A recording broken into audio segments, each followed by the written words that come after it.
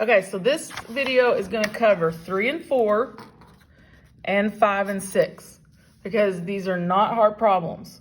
So they're going to give you the first set, 3 and 4 is going to give you 2 zeros. So 3 and negative 12. And what they want you to do is take those zeros and write it into a function. So right now it's written as zeros. And remember what that means is it's been solved. Each one has been solved for 0. Okay? Now remember we talked about this, if you watched all my videos on another video in the lesson before, you have your 0 form and then you have your factor form. So if it's positive 3, then our factor form is going to be x minus 3. And then if it's negative 12, our factor form is x plus 12. These are your factors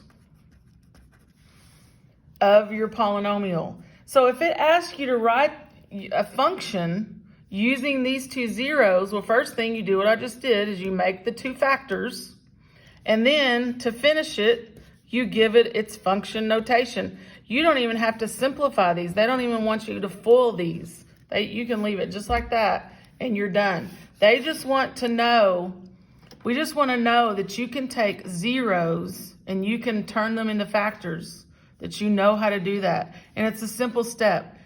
It's just the reverse. Remember when we had factors and we solved them to get zeros, we set it equal to 0. And we solved each factor for 0, and that's how we got our zeros. Well, now how do you undo that? Well, you put it back in factor form. And then now you give it its function notation, and you've got your function. So now this is what you would see on lesson 3 and 4. They're going to give you 2 zeros. Numbers 5 and 6, they're going to give you 3 zeros. So like this one, negative 6, 8, 0. So these are your zeros. Now the tricky one here is the 0. These two should be just like we did up here. This one's going to be x plus 6. That one's going to be x minus 8. Now what do we do with that one? Well, that one was anything that equaled 0. So couldn't we put an x out front? And remember, we found these zeros because we set this whole thing equal to 0. And we set each factor equal to 0. So wouldn't x equal 0? And that would take care of that one. X plus 6 equals 0 would take care of that one. X minus 8 equals 0 would take care of that one. So these are our factors.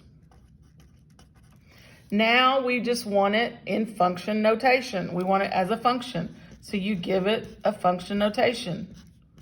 And you write it out. And again, they're not even going to make you simplify. And that is your function, given those 3 zeros.